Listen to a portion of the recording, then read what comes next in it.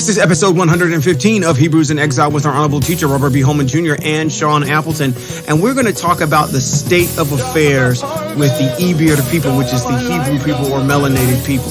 Why do we continue to keep calling on a foreign God for our deliverance and for our protection? The only name that we need to call on is Ehyeh Asher Ehyeh, which is Yahweh. Any other name is not going to render any results as far as deliverance and protection. And we're going to talk about it in this particular podcast because we still, as a community of people, can't get it right. So, without any further ado, Hebrews in Exile, you know what we do. Let's go!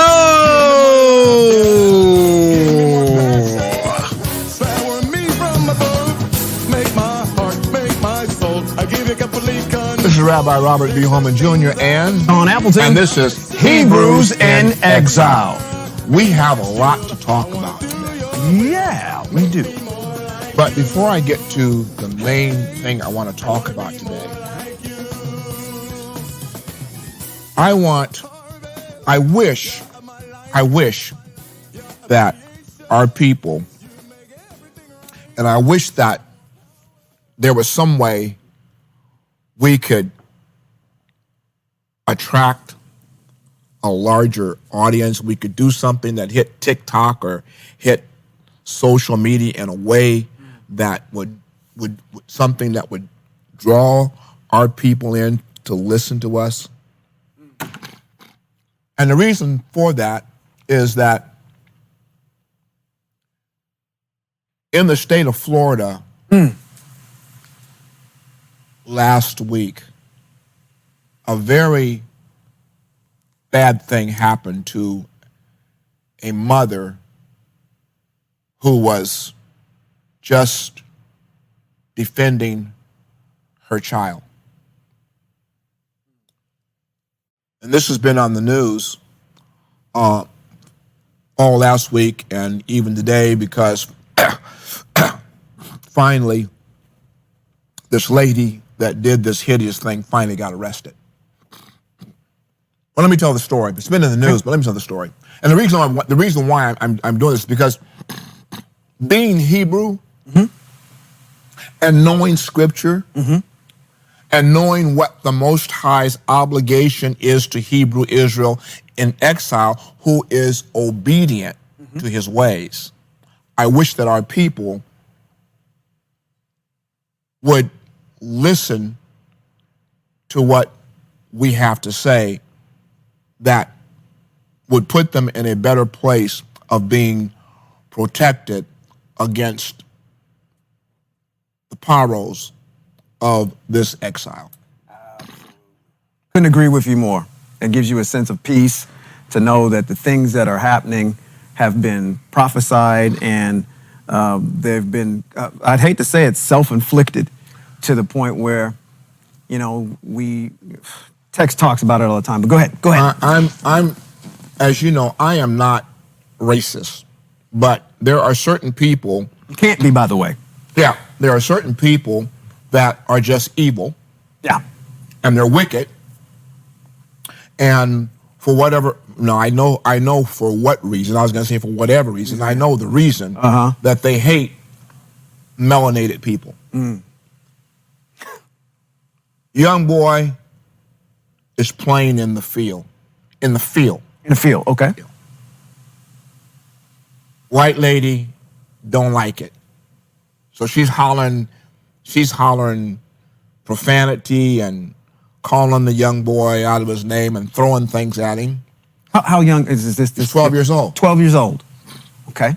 So the young boy goes home and tells his mom. Okay. Which would be a normal thing for a 12-year-old boy to do. Sure. And in a neighborhood, which is a rational thing for a mom to do, she goes and knocks on the neighbor's door to have a discussion about what's taking place, and her 12-year-old son is standing next to her. This, I can't say what I want to say, but she shot the woman through the door. She didn't even open it. She shot her to death. through the door while her son is standing next to her. She didn't get a chance, the opportunity to talk to the woman. Just shot her. Wow. Man, This is so-and-so. Bam. Through the door. She dead. Now, why do I raise this? And why is this so important to me? Because we are trying, as black people in this exile, in this nation, we're trying our best to find a resolution of justice. No justice, no peace. And the same thing keeps happening over and over and over again. And these people are, I want to call them, they're Christians. See, I can't refer to them as El-fearing. Right. Because if you were El-fearing, your thought process and disposition towards the Most High would be altogether on a different plane. But you can't be El-fearing if you don't know Him. But you're Christian. Right. And your God is a Greek God. He's not El. Correct. He's not the Most High. Correct. He's not the omniscient one. Right. He's a man. He's not. He's a man. Yep. He got his behind whooped. Beyond recognition. Beyond recognition. Right. So he's not El. Because El, because when we talk about El, in every instance of El is the one dealing out the punishment. That's right. That's right. That's why it's comical to us to have an El that you're supposed to worship in the version of a man who gets his butt whipped. We don't know anything about that. We don't know nothing about that. Our El, and we call him El because we don't use the terminology that the majority of people use in referring to him as God, because we know that that's associated with heathen terminology. So we call him El, El Elohim. He's the one that deals out the punishment. He doesn't receive it. Correct. But my point is this. If our people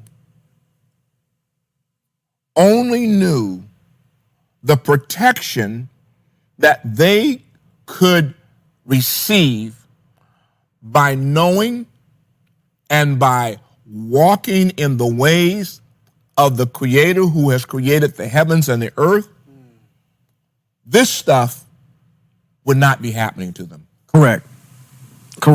And the reason why it wouldn't be happening to them is because if they came to understand that they were Hebrew Israel, and the first problem we got is, well, how do I know I'm Hebrew? Well, Jimenez. That's going way back. Well, yeah, but the very fact that these things, atrocities, are happening to you, they're not happening to any other ethnicity group of people. They're happening to melanated people. Right. And you know what's interesting, not really interesting, but again, to piggyback on what you're saying, is that, what is that part, I think it's in Devarim 28, that everybody likes to quote us about, and then some people do misquote it, but there's a piece in there, in that portion of there, where Moshe is telling our ancestors, you are going to be hated and feared. Yes. Not fear from a standpoint of they're afraid of you, but it's like this detestable thing that people are not going to like you wherever you are. Wherever you are, they're not going to like you. You are going to be a laughing stock. Yeah, you're going to be hated, and you're going to be a laughing stock wherever you go. And that's in our text. But problems that exist is that these pastors and these people that They flock on Sunday morning and they shout and dance and they get the jig and they get the feeling good, but they're not being, I'm going to put out, they're not being saved. Yeah, because you're still being executed. And that's the whole purpose for which that they go to church, is to be saved, but they're not being saved, they're being murdered. Right. Where is your protection? Where's your protection? Nowhere to be found. You're supposed to have a full armor of your God on it, but it ain't. Sounds like it's not really protecting you from anything. I don't speak from a point of I believe. Or I believe if you turn back to the I believe if you turn back to the Most High El, these things wouldn't happen to you. I can't use the term I believe because I believe seems what can pass off the inference that, well, it might happen and it might not. Right. Yeah, there's speculation. There's speculation in right belief. there. Well, I believe this will happen. No, I don't believe. According to our text, according to the history, and according to things that you and I have studied and read about the Most High and his people, even into the stuff that we're reading now, when people turn wholeheartedly to the Most High El, walk in his mitzvot and his instructions, you fall under the umbrella of his protection. Yes. 100%. 100%. There's no and let me say this. Okay. There's something that I'm noticing, particularly as we start reading the apocalyptic books, and not only them, but even as we read text, it's changing the whole way that I pray. Really? Oh, yeah. Oh, yeah. And here's the reason why. If we look at text when our people are getting ready to do or have to engage the Most High over something that is desperately needed, their prayer is succinct, it is directed to all of the, what can I say, to all the ways that they can think of to give praise and worship to the Most High. Absolutely. They give a laundry list. It's a laundry list. You are the one that did this. You are this. You delivered the people from it. It's like I'm giving you example after example of deliverance and protection of this people. Yes. Yes. And when they go through that whole laundry list, then they get to, and now. Right. And now, Yah. Right. So here's the deal. If our people really knew the Most High, knew how to pray, before you ever engaged a situation that might be devastating to you and you implored the Most High is obligated to protect you. I like that. And if he doesn't come himself, he'll send the big bad boys. Yeah. Yeah. And they big. Yeah. That it will. Yeah, they're huge. And people, oh man. It got good to you? Yes, sir. And people who are offending you won't even know what happened to them. Agreed.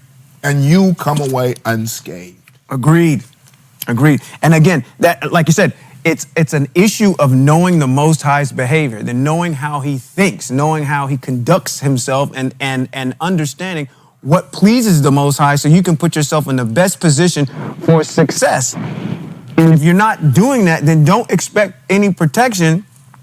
I mean, even here, I guess I got an analogy that just came to mind is that if I'm acting like a deviant out in the street, You know, how in the world do I expect to have any protection from the laws that are here? The laws are instituted in order to protect individuals. It's not for you to go out there and violate them. So I've got equal protection under the law.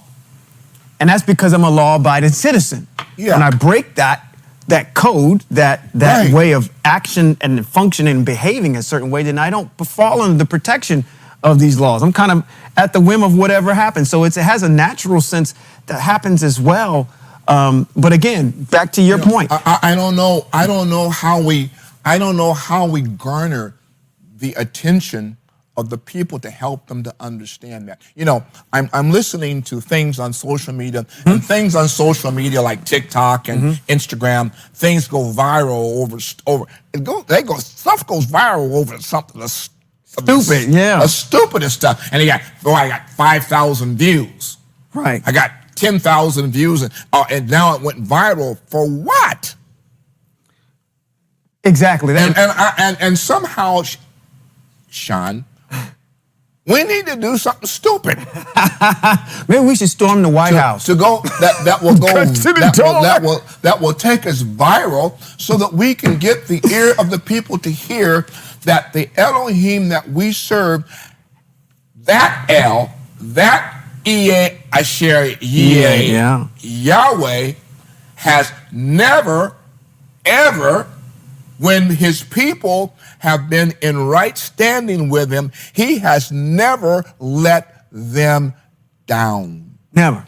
He's got a perfect track record. He has a perfect track He's got a batting average of 100% every time he gets up at the plate. I mean, even if you know what's coming to mind. I mean, I'm looking at some other things. I didn't bring it up because I didn't know I was going to go there. But even if you go back to text in Yeshayahu and you read the prayer of Hezekiah, I mean, Hezekiah goes through a long dissertation of prayer over his situation that causes the Most High to stop everything and extend his life. He does, absolutely. He does get his life extended, and he has this miraculous miracle that actually happens as a sign to prove it. But the prayer that he prays is indicative of the kind of worship prayer that comes up out of Hezekiah. Okay? Oh, I want to go somewhere. Go. We right here. I want to go somewhere. Where you want to go? Where you want to go? My goodness. Let's go. I don't know if we can, because it's territory. It's territory that you want to venture into that I've read.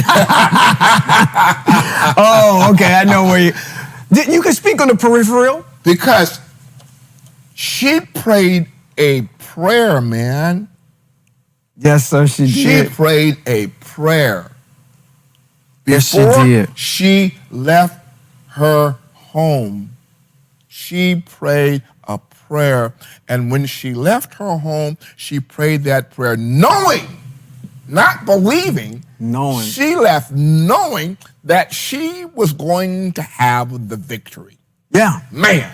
Against all. And she's not the only one. My point being is that you have to see, people think that honoring the mitzvot and the teachings of the Most High is antiquated, been a done way, didn't bring us to the goal. Listen, y'all getting your behinds whooped, y'all getting yourself shot, you all are out there, you're not even winging it, you don't have any protection. Listen, I'm going to ask this question. How many Christians do you think this year, no, the last 2 years that were Christian, how many of them do you think were victims of being shot, killed, whatever? Vast majority of them. Vast majority. That's so here's my question. Okay. Where was their, and I can use this term for him, where was their God? Great question. I don't know. And where was this mother's God when she went and knocked on the door and got shot? Where was her God? I'm asking you people, where was her God? Because he did not show up for her. He did not protect her. Wow. And yet, he's the one that's supposed to have died for her salvation. But when she needed to be saved, he did not save her. You're on fire, sir. Go on ahead. The Elohim,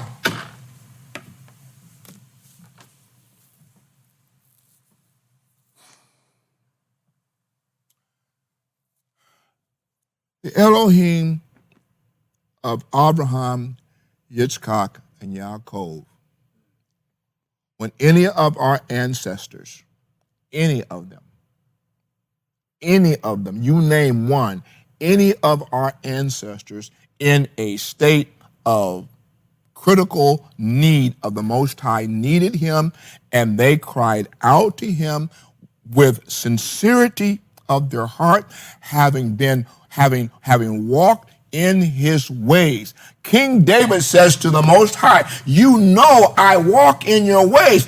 Christians don't even know what the word ways is associated with. Right.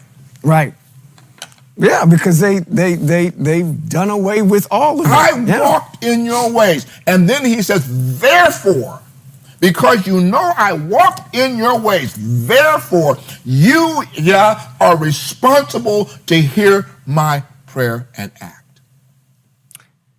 You know, as you're speaking about all this, it's kind of, I'm thinking back here.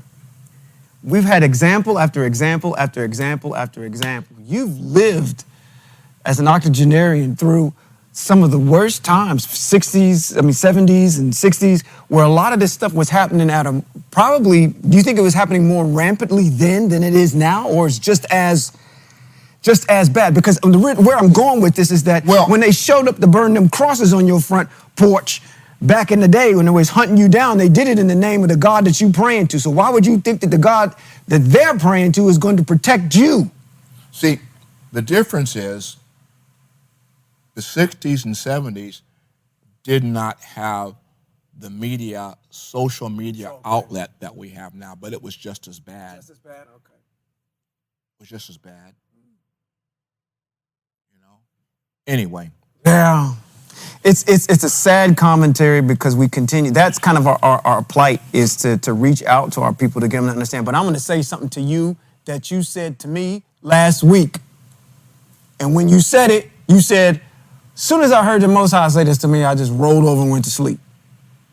If they ain't listening to the Most High, then what do you think? Yeah, why do you think they're going to listen to us? Yeah, he told me, because I was concerned. I said, good. I'm praying that I'm going, Most High, you know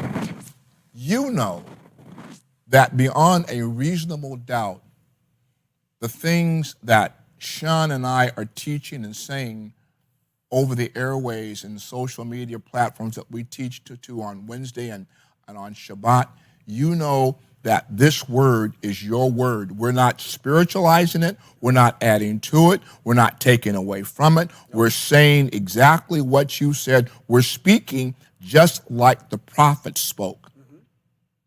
And I'm concerned that they're not hearing us. Most High said to me it's kind of comical. He said, why should they hear you? Yeah. They don't listen to me. Right. I'm the creator of all things. Now, let's look at something real quick. Sure. Real quick. If we go into Bereshit chapter, come on, let's get it. We got to get to Noach. We got to get to know. Oh, remember 14. That's where we are. We're going to go there. We got to go to Noach and the flood. Okay, so let's go somewhere around here. Might be, no, it's got to be in 11, because 10 is the genealogy. So okay, that's right. It's got to be after the genealogy. Let's start here. Go ahead. Where are we going with Noah? Well, we want to deal with the flood. Okay. Oh, yeah. That's way too early. Yeah. Where I'm at. Yeah, we got to go to the flood. And the reason why I want to go to the flood, because there is a narrative in Yasher. I think it's in Yasher. Let me see. While you're getting that. Yasher.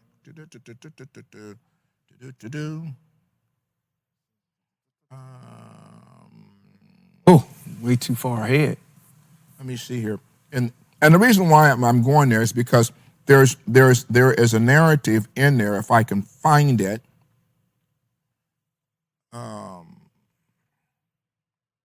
That supports this whole idea of people not listening to the Most High El.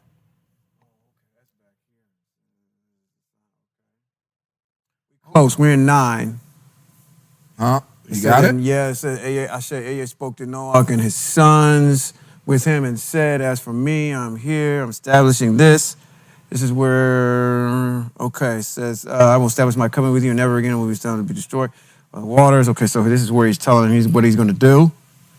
I think maybe what you're looking for is you're just trying to get to where they were just, these folk were just out talking out of school. Yeah. I mean, yeah.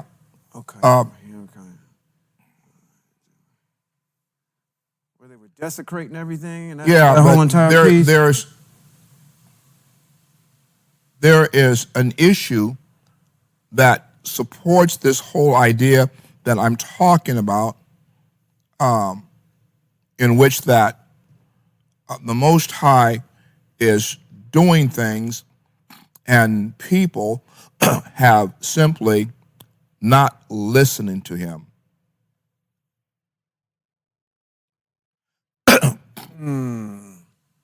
I appreciate all y'all staying with us. We're trying to find this piece for you because that's what we're about. We really want to try to back up everything we say. Well, there's the flood. Then I myself will bring the flood of water over the earth to destroy from under the heavens every living. That's in chapter 6, verse number 17. Let's start there. Okay, let's go. Let's start there. All right. I really want to go somewhere else, but we're exhausting our time right here. Okay. In dealing with this whole idea of people not listening to the Most High, and everybody knows the story of Noah, so I don't need to really go to text to do that. Noah was most righteous in the eyes of the Most High, that the Most High designated for him and his family to be the replenisher of the Eretz. So now we look, it says in 6, then I myself will bring the flood of water over the earth to destroy from under heaven every living thing that breathes.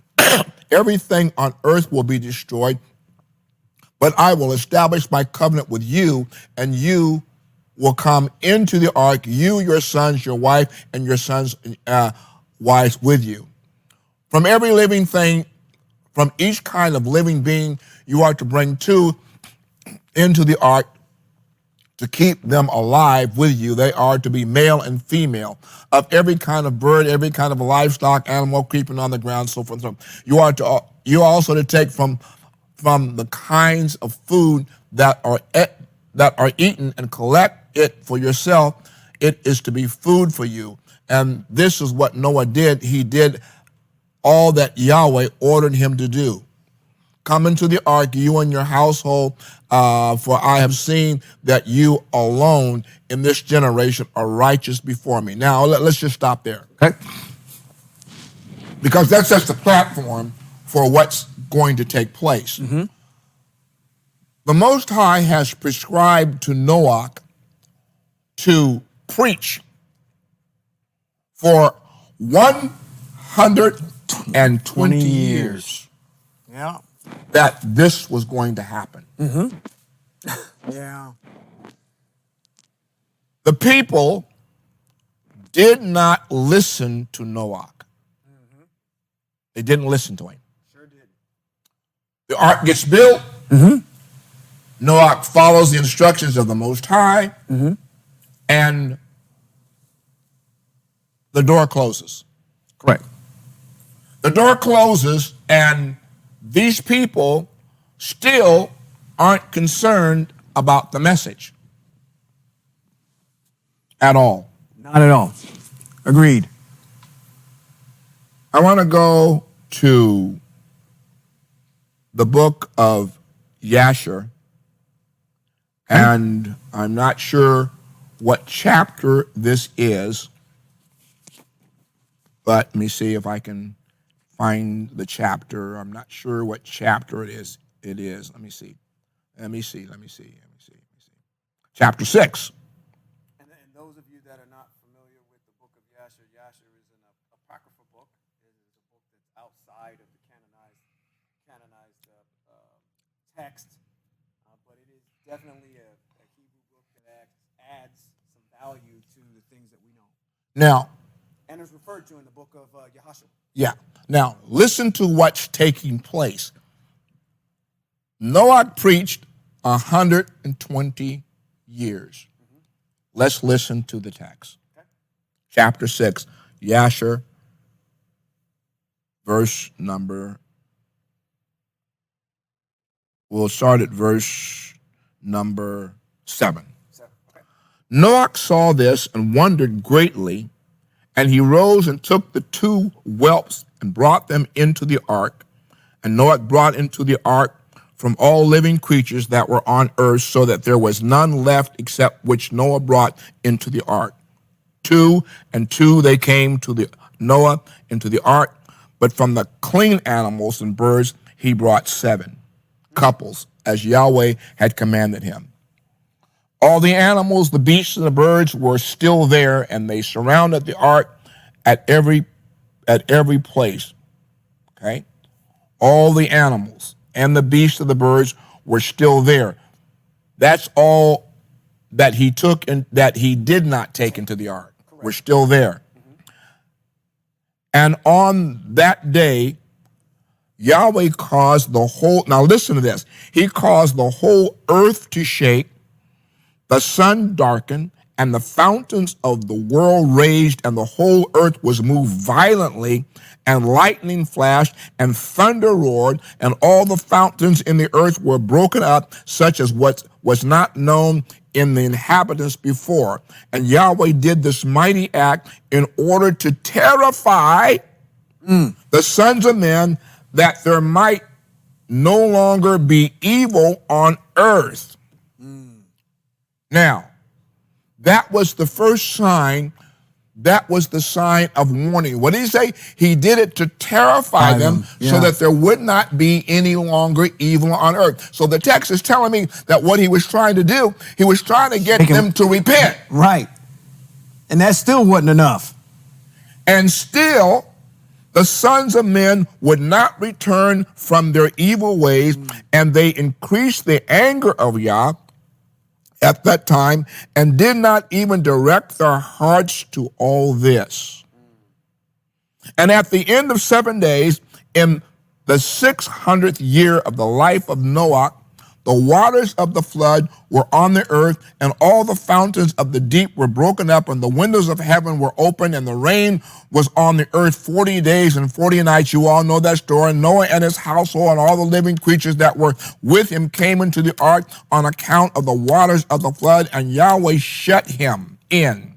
And all the sons of men that were left on the earth became exhausted through evil on account of the rain.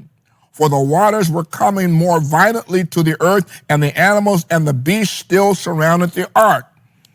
Listen to what's going to happen. And the sons of men assembled together, about 700,000 men and women. They came to the ark, and they called to Noah, saying, open the door and let us in. Right. Open the door for us, that we may come to you in the ark. And why will we die? Listen to his answer. Noah answered them with a loud voice from the ark, saying, have you not rebelled against Yahweh and said that he does not exist? And therefore, Yahweh brought this calamity on you to destroy and cut you off from the face of the earth. Is this not the thing that I spoke to you of 120 years back? Didn't I tell you this was going to happen? Absolutely. Didn't Now, take heed. We come full circle into this day. There are people that don't have a doggone clue what the Most High has said about the day of redemption and those that are going to be redeemed. They don't have a clue. Because their minds are set on going to heaven. Right. We've talked about this. Oh, yeah, extensively. There's a problem with the theory or the idea about people going to heaven. It contradicts even Yochanan's Isle of Patmos vision. It violates that. Right, yeah. Because Yochanan said, I looked and I saw a new heaven and a new earth descending out of heaven into the earth. So if there's a new heaven and a new earth descending down into the earth, then why are you going up there? Right. Because everything's going to be happening down here. Exactly. But then again, if you die, and you go to funeral, and my loved ones are in heaven, but then you come back, but those who are dead in Christ shall rise first, and we who remain. Well, wait a minute, I thought you was already there. That's right. Where are you? Is you or is you ain't? Yeah, and you referring to Thessalonians, that's in there. I think it's Thessalonians 4 is where that's at. So I'm coming to this idea here that even as we speak,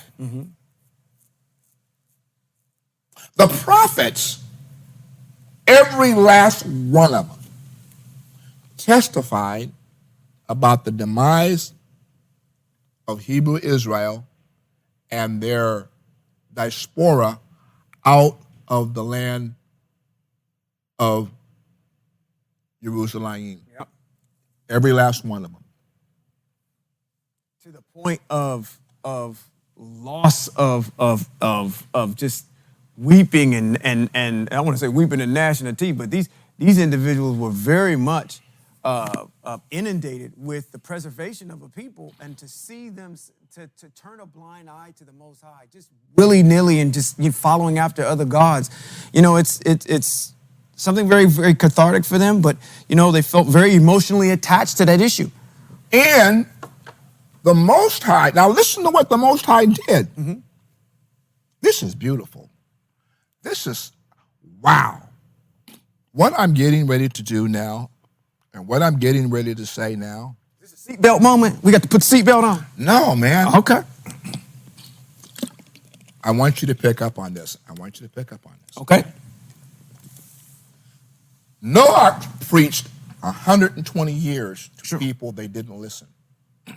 Okay. The Most High sent prophet after prophet after prophet to Israel to get them to turn from their wickedness. That means they weren't following his rules, his instructions, or his teachings, or his mitzvah. He calls that wickedness. They would not turn from that. And he said to them exactly what he was going to do. Sure. Watch this now. Okay.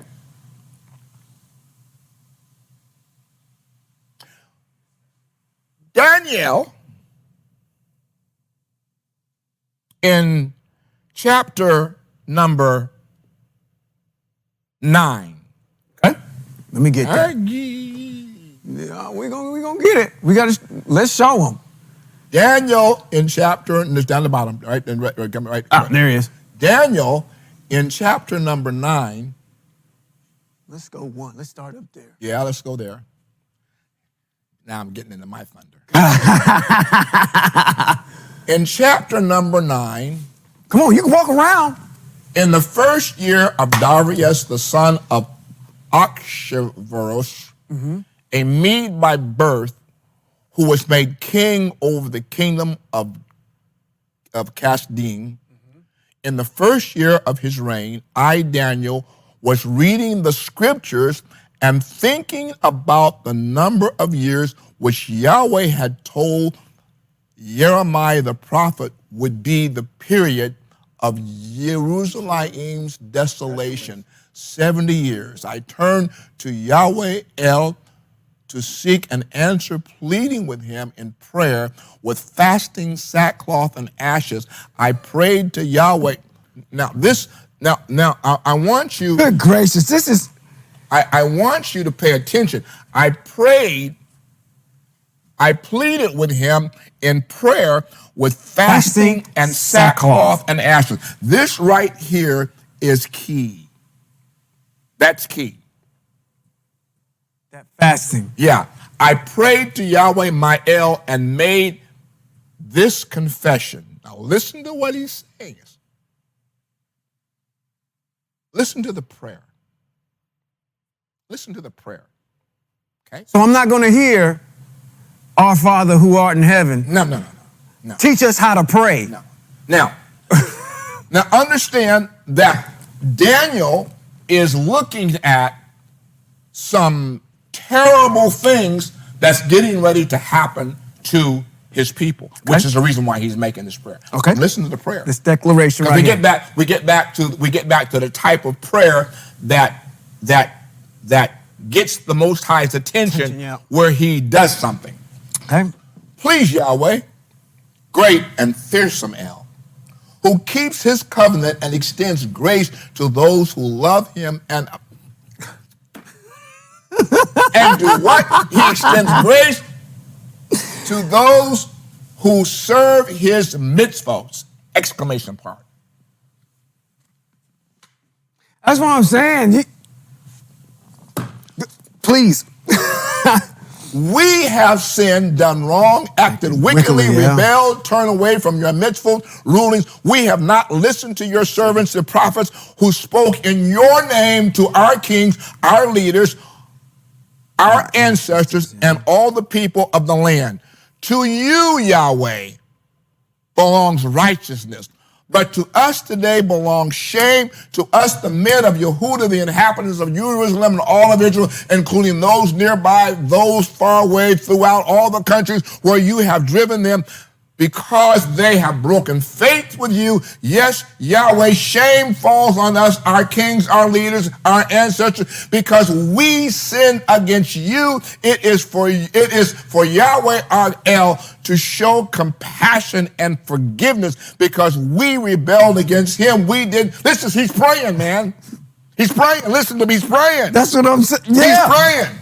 We did not listen to the voice of Yahweh our El so that we could live by his laws, which he presented to us through his servants and prophets. Yes, all Israel flouted your Torah and turned away, unwilling to listen to your voice. Therefore, here comes the problem. Therefore, the curse, the oath written in the Torah of Moses, your servant, of El, was poured out on us because we sinned against him. He carried out the threats he spoke against us and against our judges and against the judges by his bringing upon us disaster so great that under all heaven nothing has been done like what has been done to Jerusalem, as written in the Torah of Moses, whose whole disaster came upon us. We did not appease Yahweh our El by renouncing our wrongdoing, discerning truth. So Yahweh, watch for the right moment. So Yahweh watched for the right moment to bring this disaster upon us. For Yahweh our El was just in everything he did, yet we didn't listen when he spoke.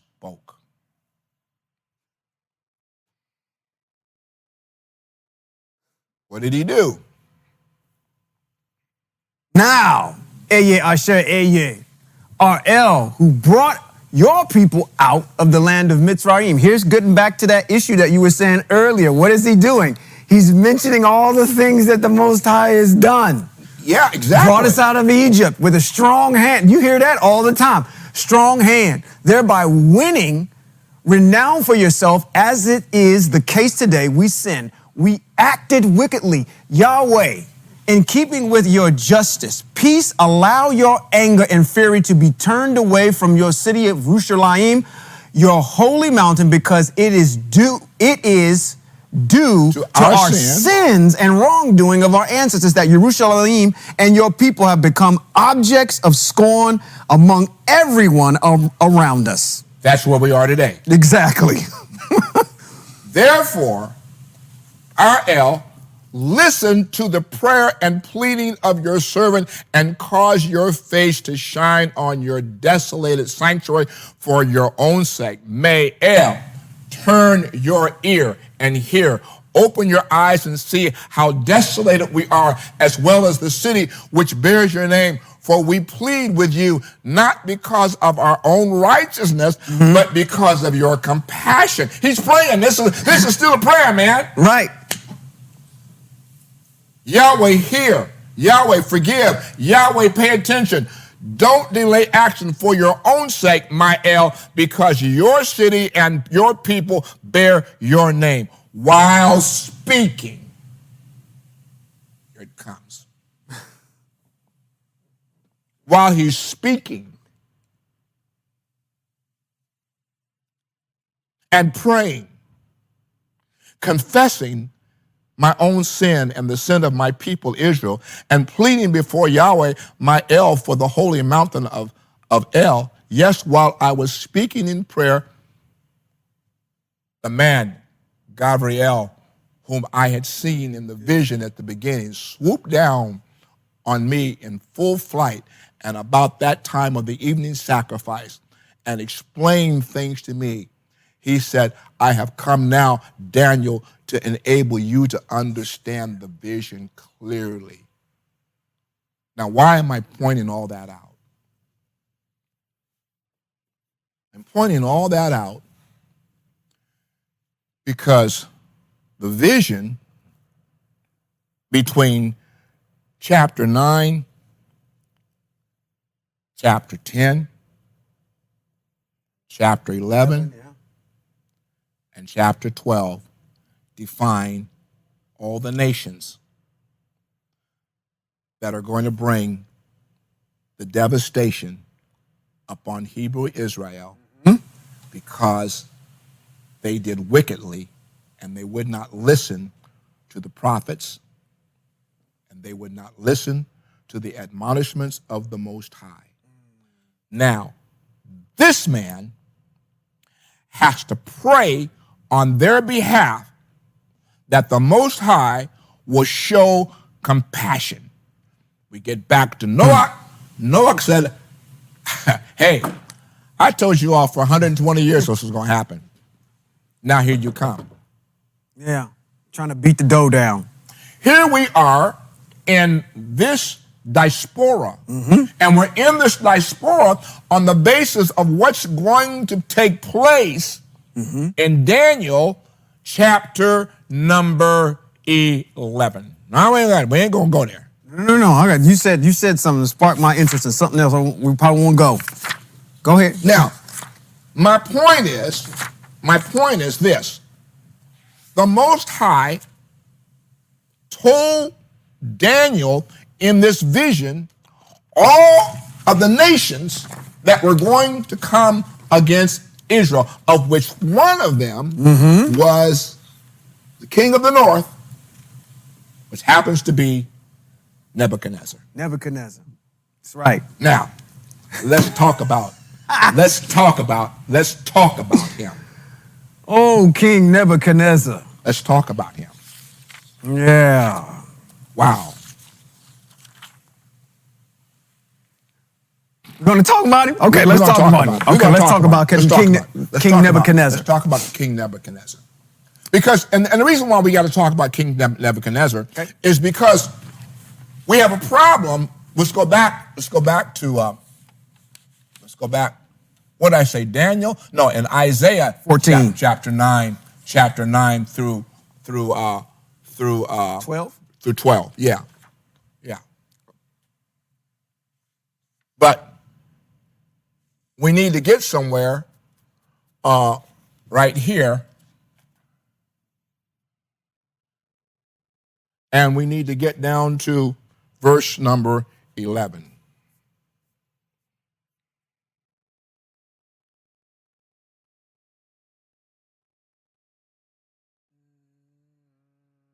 We need to go back up.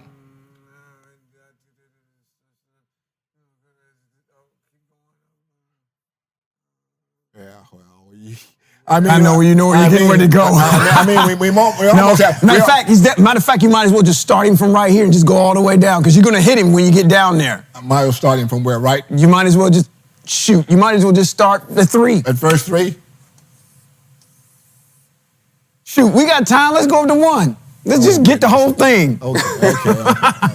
In context. Now, before we do this, sure. I need you to talk about this king of Babel. Okay? Because the issues that are being pronounced here in chapter 14 go back to Daniel chapter number 10 or 11, okay? Because this king of the north shows up as being the nasty one. Right. And we understand that Isaiah or Yeshayahu is prophesying from the year 745 to 695. And during this time, he's the forerunner from this period of time, which is he's prophesying during the time of Asher, which is talked about as being the Assyrians during that period of time. And as we transverse into the Babylonian period, there's an individual by the name of Nebuchadnezzar who we're all familiar with. It's actually Nebuchadnezzar II. There's been several Nebuchadnezzars that have come before that. Well, let's ask the question. Sure. Are there several Nebuchadnezzars that come before that, or is the name Nebuchadnezzar like the same type of situation that we have with Melchizedek? No. With Paro in Mizraim. Yeah, I would actually use that as the same example. Because if we look at text and we look at Paro, there was a Paro who knew Joseph, and then there was a Pharaoh that rose up who knew not Joseph. So Paro just happens to be like the president. That's correct. And so Nebuchadnezzar, in this case, can also be like just a title and It's a title. Yeah, if you look up the actual meaning of the word Nebuchadnezzar, it actually means Nebo, protect the crown. So Nebuchadnezzar is just a title for an individual. That's not really his name. And that's why I had mentioned Melchizedek, because Melchizedek stands for in Ibir, the righteous king. That's not what his name is. That's not what his name is, right. And you gave even a better example when you said Paro, because Paro is just like saying, well, the president raised the prices of taxes in the United States. Well, what president is that? It's just a title for a name of an individual. Right. So we need, this is what we study. See, this is what we're talking about, Sean, is nothing that you're going to learn in any Christian seminary. They're not going to teach you this. They're not going to teach it to you because I can't use that word. Right. Because they don't know. Right. Okay, yeah, you were very diplomatic about that. So he's one of these individuals. He's a really key player in the diaspora, because what he does, and again, if we're to take a look at history, you can go look this up on Wikipedia if you need to. But the dynasty of, I believe, the Babylonians goes all the way back to, I have to fact check my own self, 20,035.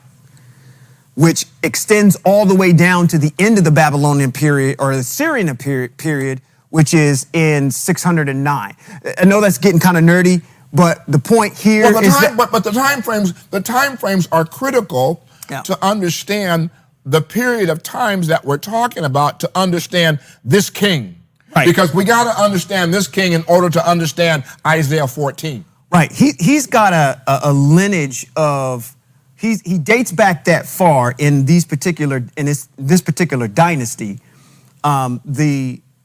At the tail end of the Assyrian Empire, which was sometime around the 700th century, and it goes all the way down into the latter part of the, or earlier part of the, or matter of fact, excuse me, in Yirmehu's time, which is around 626. The reason I'm bringing that up is trying to establish the time period that we're talking about, that number one, there's been many Nebuchadnezzars that have come before him, but they've had all one thing in common. They've always professed that they are El, that they have this ability that says, my mitzvot, my word, I'm establishing my covenant. And those individuals, and we find in some of the apocryphal books, this guy actually shows up. And when he shows up, he's imposing his will, saying, hey, I'm going to go throughout the earth and I'm going to show everybody here that I am the all-existent one. There is no one other than me.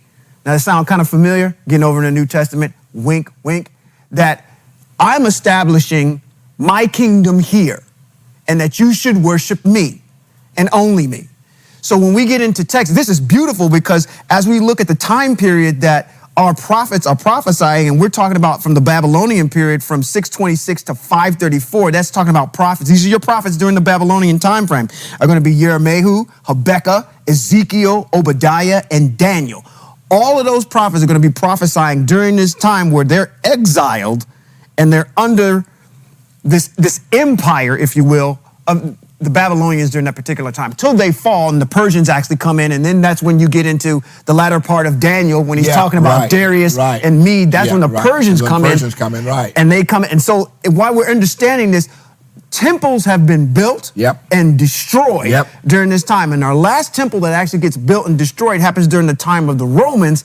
And that's when that whole period of Yeshua actually shows up around that particular time. So this individual here is going throughout the land, professing his sovereignty and his divinity to the whole entire area. And that's not only to the Moabites, that's to everybody. He's ravishing everybody as he comes to a rise to power in this Middle Eastern area. So hopefully that's where you wanted me to go with that. Well, absolutely. Because I think this dovetails right into the fact that we have a prophet. Not only, let's establish this, Yeshayahu is writing about this individual that's going to come up in Babel later on. Exactly. You're going to see him. Exactly. And he's going to come devastate you. Exactly. And if you don't listen, this is what's going to end up happening. But my point being, once again, getting back to our conversation, this guy and this nation that is so destructive and who is so enamored with his own self that he wants to exalt himself above the Most High, is he comes with warning from the Most High, which takes us back to the flood. The Most High always sends warning before he sends judgment. Can I just take a second to read? I'm going to read right out because we just went through this out of the second chapter of the book of Yehudit, and that is the book of Judith. It is an apocryphal book. I suggest you go ahead and read it. And this is what he speaks about himself. He's talking to his chief emissary, Holofernes, which is the captain of his army, as he's getting ready to send him out to proselytize everybody in this particular area. And this is what he says about himself. I'm going to read this fairly expeditiously. He's talking to Holofernes. He says, "Thus saith the great king." He's talking about himself. He says, "The God of the whole entire earth." I'm going to use the vernacular that's in here. "Behold, thou shalt go forth from my presence." This is Nebuchadnezzar talking about what Holofernes is going to do. "And take with you men that you trust in their own strength. Of footmen, 120,000, and the number of horses with their riders, 12,000. And you shall go out, You shall go against all the west country because they have disobeyed my commandment. And you shall declare unto that they prepare for me earth and water, for I will go forth in my wrath against them and cover the whole face of the earth with my feet of mine army, and I will give for them spoil unto them. He's talking about everybody he's going to conquer. There will be spoil unto the Babylonians, so that their slain will fall in the valleys, and the brooks and in the rivers shall be filled with their dead till it overflows. And I will lead them captives to the utmost parts of the earth. Now, Moshe the goat's talking about some of this stuff already. Oh, exactly. He says, Exactly. therefore, you shall go forth and take beforehand for me all of their coasts, and if they will yield themselves unto you, you shall reserve them for me until the day of their punishment. But concerning them that rebel, let not your eye spare them, but put them to slaughter, and I will spoil them. I will spoil them whosoever you go. For I will live, and by the power of my kingdom, whatsoever I have spoken, that will I do by my hand, and take heed that you transgress none of these commandments of your God. He's talking about himself. I am God, Nebuchadnezzar. Don't transgress any of my commandments, but accomplish them fully as I have commanded you, and defer not to do them. I'm reading that so you can get a sense of the arrogance of this individual saying that he's going to go out and conquer our ancestors because they haven't heeded to his command. Now, with that being put in place, let's listen to the prophet Yeshayahu. Okay. 14. Because Yeshayahu in chapter number 14 is talking about that guy. Right. That guy. And only this guy. And only this guy. He's not talking about the devil. He's talking about that guy. Right. Let's listen to it. Hold on, spoiler alert, we're getting ready to debunk something, so y'all need to be listening. Stay with us, stay with us, stay with us. Because all of what I'm talking about tonight ties into the opening conversation that I had about the woman who got shot in Florida. Okay, this all ties in. Okay. For Yahweh will have compassion on Yaakov. He will once again choose Israel and resettle them in their own land. Remember, he's going to resettle us where? Land. Where foreigners will join them. Okay, now your purple and gold people don't believe in that. They don't believe that. Attaching themselves to the house of Yaakov, that's Israel. People will take and escort them to their homeland, and the house of Israel will possess them in the land of Yahweh as male and female slaves, talking about the foreigners. But this word slaves only means servants. Servants, yeah. They will take their captors captive and rule over their oppressors. Then when Yahweh gives you rest from your suffering and trouble and from the hard service imposed on you, you will take up this taunt song against the king of Babel. Babylon, that's Nebuchadnezzar. Okay? He's going to take up against Babylon. So I'm so anxious, you standing up there, you moving it. I'm over there with you. He says, at last, the oppressor is stilled. His arrogance is ended. When did his arrogance end? His arrogance ended when the Persians and Medes came in and took his behind smooth out. That's right. That's right. Smooth out. That's right. Yahweh has broken the staff of the wicked, the scepter of the rulers, which furiously struck down my people with unceasing blows, angrily beating down nations with relentless persecution. Now, what you have to do, we got time. Stay with us. This is important. Because this right here, angrily beating down nations, this is Nebuchadnezzar, the king of Babylon, who was also listed in text as the king of Assyria. That's right. That's right. And there's a reason for that. And when you read the history of how the Assyrians and how the Babylonians did the Most High's people, listen to it, which fiercely struck down peoples with unceasing blows, angrily beating down nations with relentless persecution. The Assyrians took out nations, which is the reason why this guy got so arrogant with his idea that he could be God. The whole earth is at rest and quiet. Why? Because your behind has been shut up. That's right. The cypresses rejoice over you. The cedars of the Lebanon, now that you are laid low, no one comes to cut us down. Sheol below is stirred up to meet you when you come. The grave is welcoming you. Come, I need you. It awakens for you the ghosts of the dead who were leaders on earth. It makes all the kings of nations arise from their thrones. They all greet you with these words. Now you are as weak as we are. You have become like us. Why? Because all of those nations that he came against to destroy now see him in his destroyed position. Who are we talking about? Babel and Nebuchadnezzar. We're talking about Nebuchadnezzar. We ain't talking about no devil. Nope. There's nothing in this text that talks about no devil. Your pride has been brought down to Sheol with the music of your lyres under the mattress of maggots over you, a blanket of worms. What did he say he would be like? He said he would be like the Most High. He said he would be like, this is not Lucifer. Ain't no Lucifer. This is Nebuchadnezzar talking.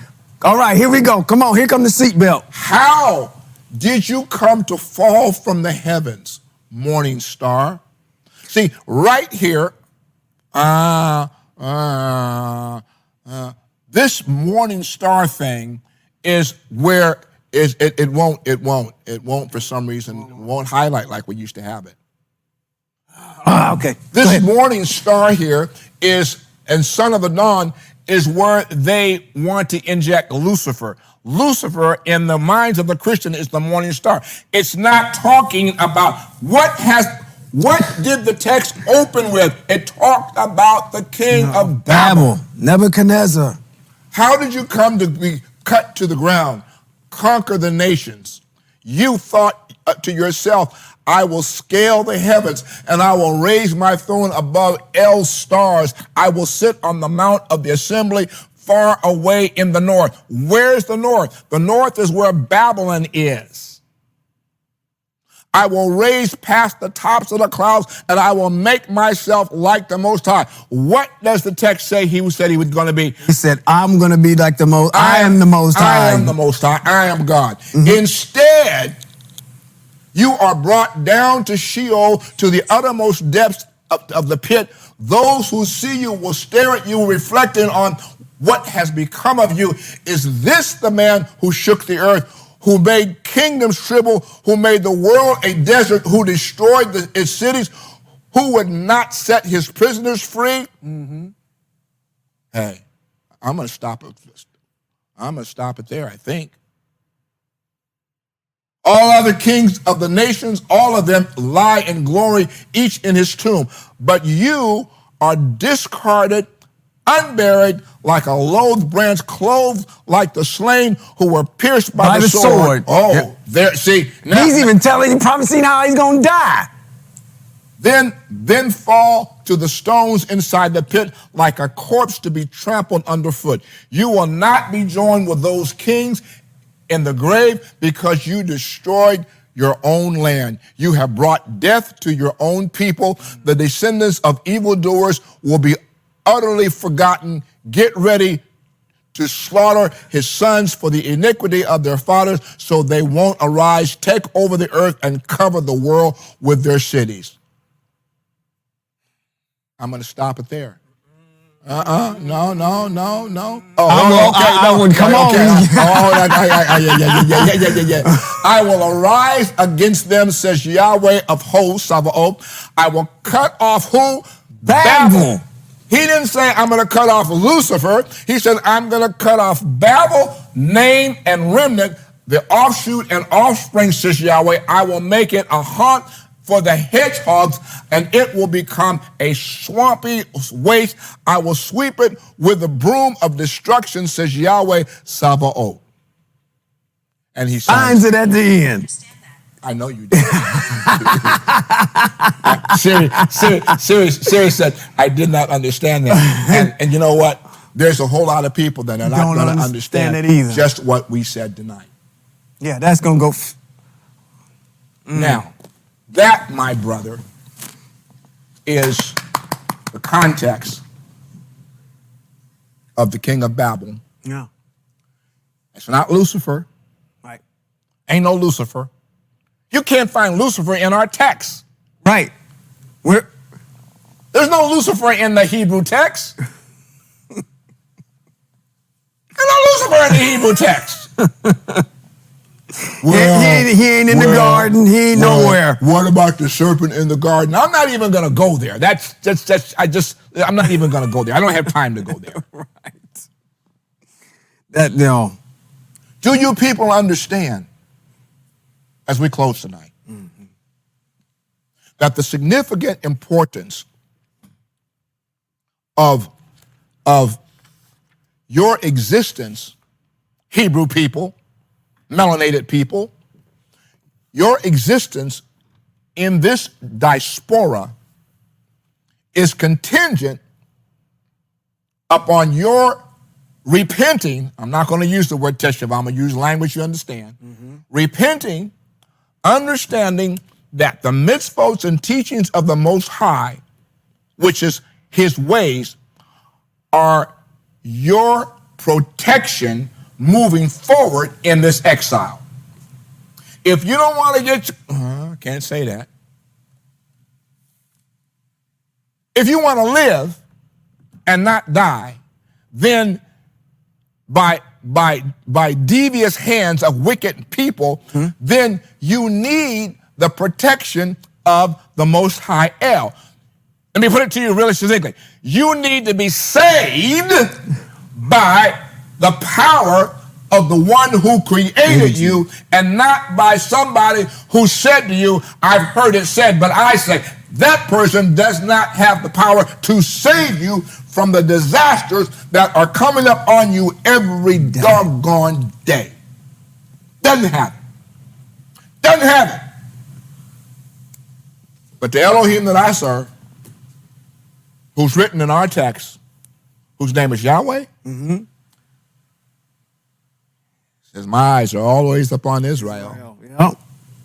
Absolutely. Getting back to the point, Yahweh, the Elohim of Yitzchak, Abraham, Yitzchak, and Yaakov, Abraham, Isaac, and Jacob, and the Hebrew nation has never lost a battle. Not one. Not an air raid. I need a fire extinguisher to hose you off. You on fire over there. I wish that there was some way that our people could hear and understand what we're saying, because our people are so enamored with a demigod, which is idolatrous in the eyes of the Most High. And as long as you worship that idol man, you're never, ever going to see salvation in this land.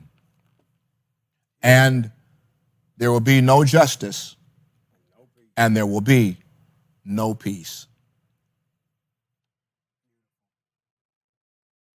Well, this has been Rabbi Robert B. Holman Jr. and Sean Appleton. And this has been Hebrews in Exile. Shalom.